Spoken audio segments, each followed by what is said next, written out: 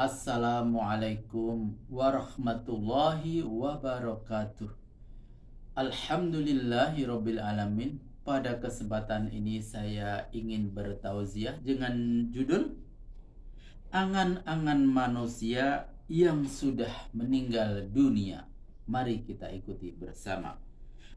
Innal hamdalillah nahmaduhu wa nasta'inuhu wa nastaghfiruh wa na'udzu billahi min syururi anfusina wa min sayyiati a'malina may yahdillahu fala mudhillalah wa may yudlil falan tajida lahu waliyyan mursyida. أشهد أن لا إله إلا الله وحده لا شريك له وأشهد أن محمدا عبده ورسوله وحبيبه وخليله بلغ الرسالة وأدى الأمانة ونصح لهذه الأمة وجاهد في سبيل الله حق جهاده. Allahumma salli wa sallim wa barik ala Muhammad ibni Abdillah wa ala alihi wa ashabihi wa man iftada huda amma ba'du fa ya ibadallah usikum wa iyaya nafsi bitaqwallah faqad fazal mu'minunal muttaqun haitsu qala azza man qail ya ayyuhallazina amanu taqullaha haqqa tuqatih wa la tamutunna illa wa antum muslimun. Sahabatku semuanya, dimanapun berada, yang sama-sama dirahmati Allah Subhanahu wa Ta'ala. Alhamdulillah, segala puji hanya Allah Azza wa Jalla, Rabb semesta alam. Dialah satu-satunya pengatur alam semesta dan dialah yang menentukan takdir makhluknya.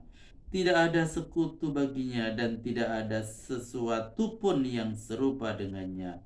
Sholawat dan salam semoga senantiasa tercurahkan kepada Sayyidul Awwalin wal Akhirin, Nabi kita Muhammad Sallallahu Alaihi Wasallam, keluarganya, para sahabatnya, dan seluruh kaum muslimin yang berjalan di atas sunnahnya. Sahabatku semuanya, dimanapun berada, yang sama-sama dirahmati Allah.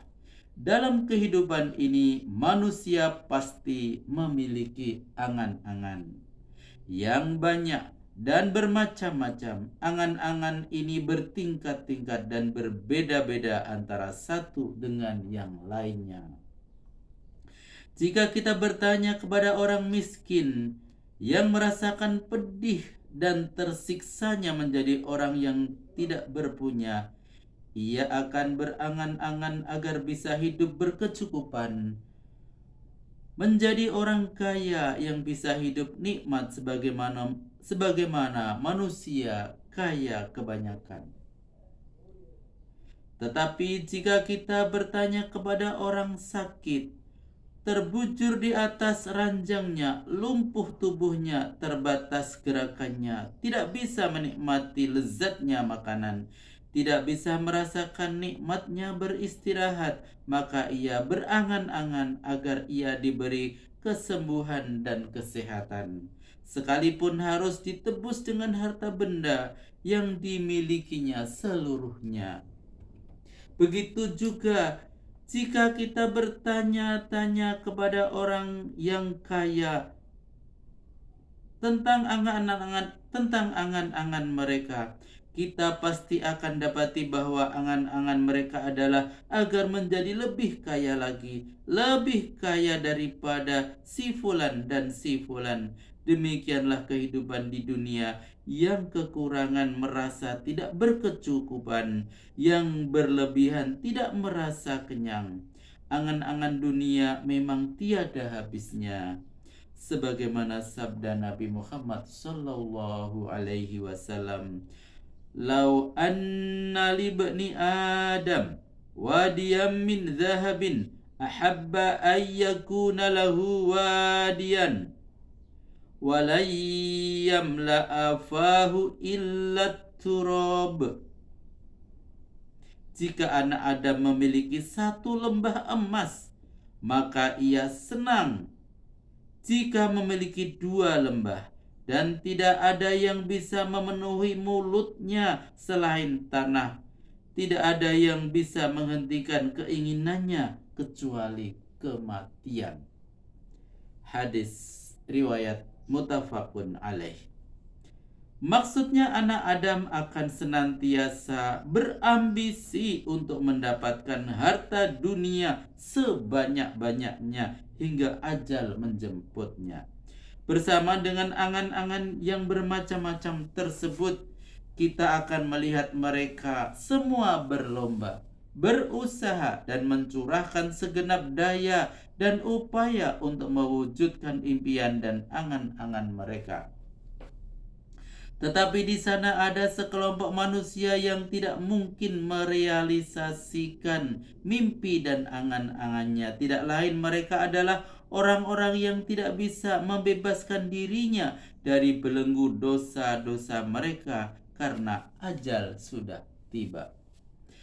Kira-kira apakah impian dan angan-angan orang yang sudah mati itu? Apakah ia bisa menceritakan kepada kita tentang impian mereka, sementara kabar mereka terputus dari kita dan kita juga tidak ingat mereka lagi? Sahabatku semuanya, dimanapun berada, yang sama-sama dirahmati Allah Subhanahu wa Ta'ala, marilah sejenak kita perbincangkan sekelompok manusia yang dilupakan ini. Marilah kita sejenak mengetahui impian dan angan-angan orang-orang yang berpandangan tajam ini, karena mereka melihat dengan nyata surga dan neraka. Mereka melihat malaikat-malaikat dengan mata kepala mereka sendiri. Semua yang gaib menjadi tampak dan nyata. Mereka tahu hakikat dunia dan akhirat dengan sebenar-benarnya. Mereka yakin seyakin-yakinnya bahwa mereka akan dibangkitkan untuk hari pengadilan yang benar, untuk hari pengadilan yang besar. Pada kondisi seperti itu, mereka sama sekali tidak menginginkan dunia yang mereka tinggalkan. Mereka tidak mengharapkan dunia yang menipu mereka. Maka marilah sejenak kita perhatikan apa yang disebutkan oleh Allah Subhanahu wa Ta'ala dan Rasulullah Sallallahu Alaihi Wasallam dalam Al-Quran dan As-Sunnah tentang angan-angan orang-orang yang telah meninggal dunia, baik yang saleh maupun yang tidak soleh atau durhaka. Sahabatku semuanya, dimanapun berada, yang sama-sama dirahmati Allah Subhanahu wa Ta'ala, di antara angan-angan orang soleh tersebut adalah: pertama, angan-angan orang mati dalam husnul khotimah ketika orang mukmin meninggal dunia dan dibawa sekelompok orang untuk dikuburkan. Ia menyeru agar mereka mempercepat langkahnya ke kuburan agar ia segera mendapatkan nikmat yang Allah sediakan di dalam kubur. Hal ini sebagaimana disebutkan dalam hadis Abu Sa'id Al-Khudri bahwa Nabi Sallallahu Alaihi Wasallam bersabda, "Idza wudi'atil jiba'azu Idza wudi'atil jinazatu fahtamalahar rijalu ala a'naqihim fa in kanat salihatan qalat qaddimuni. Jika jenazah telah diletakkan lalu dipapah oleh beberapa lelaki di atas pundak mereka, Maka jika jenazah itu soleh, ia akan berkata, segerakanlah aku, segerakanlah aku. Hadis riwayat Al-Bukhari. Rasulullah Shallallahu Alaihi Wasallam juga menyebutkan ketika seorang mukmin bisa menjawab pertanyaan dua malaikat di dalam kuburnya, maka ruhnya akan didatangi oleh lelaki yang berwajah tampan, berpakaian bagus, dan berbau wangi. Ia mengatakan, berbahagialah dengan hari yang membuatmu bahagia. Ini adalah hari yang sudah dijanjikan kepadamu. Ketika si mukmin bertanya, "Siapa kamu?" Wajahmu seperti wajah orang yang datang membawa kebaikan. Ia menjawab, "Aku adalah wujud amal solehmu waktu di dunia dulu." Si mukmin kemudian berkata, "Wahai Robku, segera tegakkanlah hari kiamat, tegakkanlah hari kiamat sehingga aku bisa kembali kepada keluarga dan hartaku." Hadis riwayat Ahmad. Inilah angan-angan orang soleh dalam kuburnya. Dia ingin agar hari kiamat disegerakan. Adapun orang kafir dan munafik, karena mereka melihat beratnya siksa yang mereka dapatkan di kuburnya, mereka mengatakan, "Wahai Robku, janganlah engkau tegakkan hari kiamat. Janganlah engkau tegakkan hari kiamat." Mereka berkata demikian karena mereka tahu bahwa siksa setelah siksa kubur itu lebih hebat dan lebih mengerikan. Sahabatku semuanya, dimanapun berada yang sama-sama dirahmati Allah Subhanahu wa ta'ala. Kedua, angan-angan orang yang mati syahid sekalipun sudah mendapatkan derajat yang tinggi dan jannah yang dipersiapkan Allah untuk mereka. Mereka berangan-angan agar dikembalikan ke dunia dan terus berjihad melawan musuh-musuh Allah.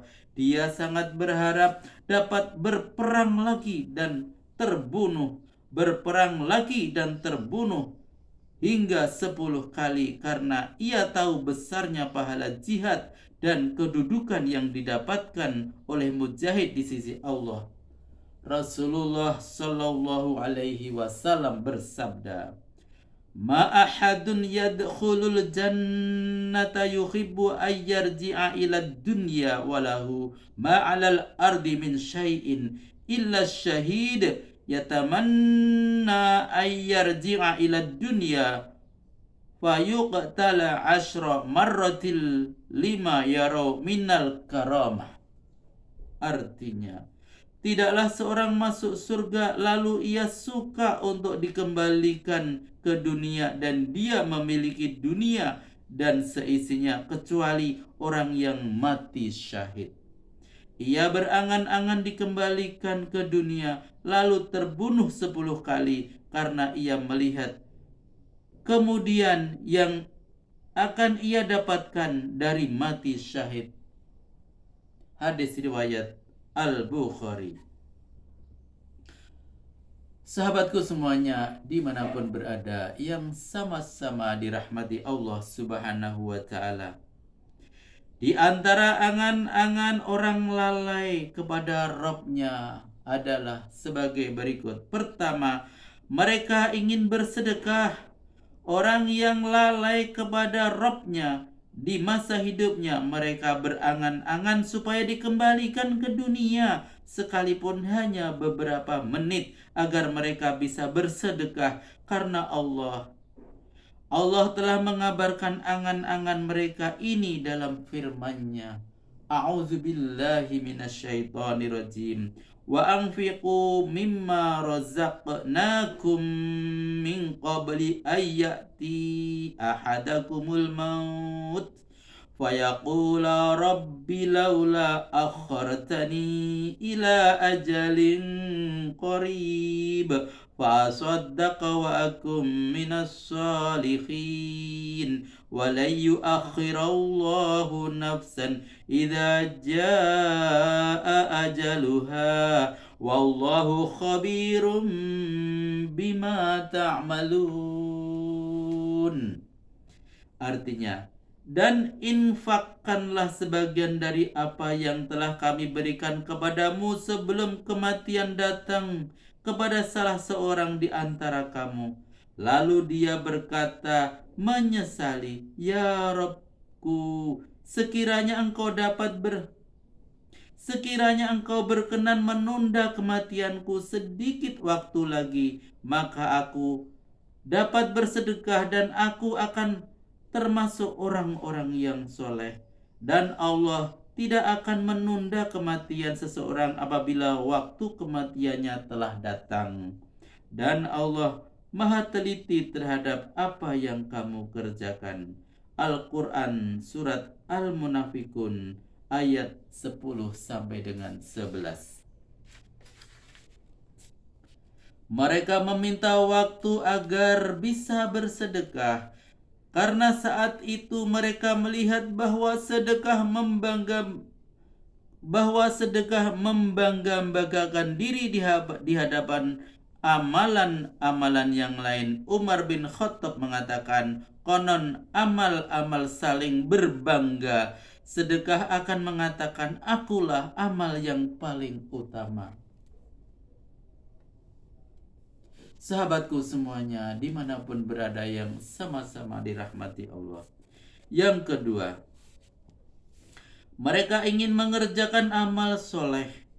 Orang yang lalai kepada Robnya di masa hidupnya, mereka berangan-angan supaya dikembalikan ke dunia sekalipun sesaat agar mereka menjadi orang-orang soleh.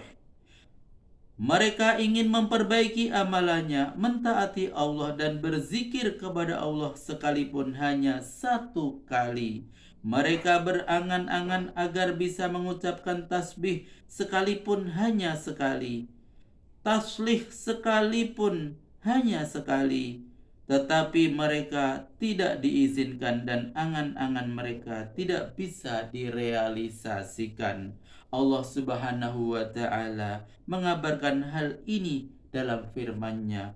A'udzu billahi minasyaitonir rajim. Bismillahirrahmanirrahim.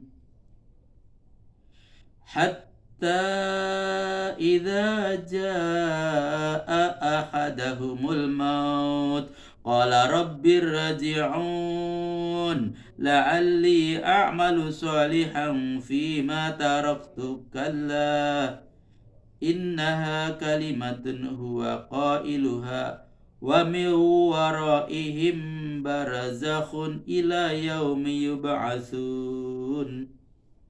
Artinya, demikianlah keadaan orang-orang kafir itu, hingga apabila datang kematian kepada seseorang dari mereka, dia berkata, ya Rabbku, kembalikanlah aku ke dunia agar aku dapat berbuat kebajikan yang telah aku tinggalkan. Sekali-kali tidak, sungguh itu adalah dalih yang diucapkannya saja, dan di hadapan mereka ada barzakh sampai pada hari mereka dibangkitkan.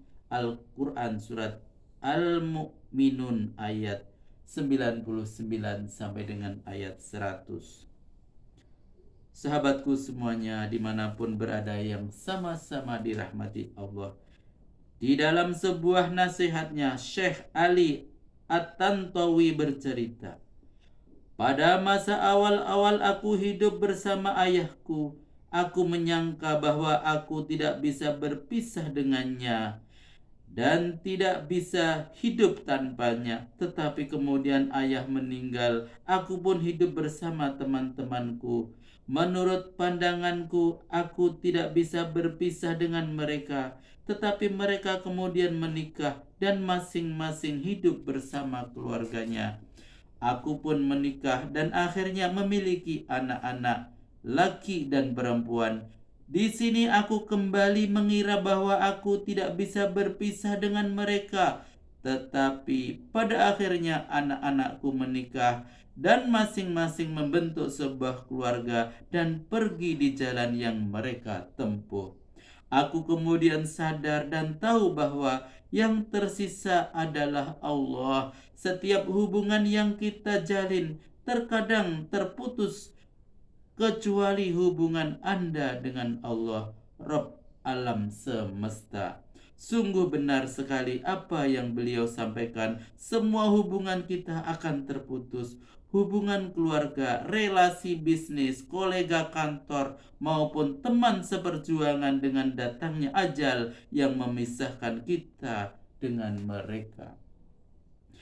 Kita memohon kepada Allah Subhanahu wa Ta'ala dengan nama-namanya yang indah dan sifat-sifatnya yang tinggi, agar Dia memberikan taufik kepada kita untuk mempersiapkan bekal untuk menghadapi kematian, dan tidak menjadikan kita termasuk orang-orang yang menyesal dalam kuburnya. Amin ya Rabbal Alamin. Alhamdulillahirabbil alamin, telah kami sampaikan tausiah yang berjudul Angan-angan Manusia yang Sudah Meninggal Dunia. Terima kasih telah berkenan menonton video ini, dan sampai jumpa pada video berikutnya. Billahi taufik wal hidayah. Wassalamualaikum warahmatullahi wabarakatuh.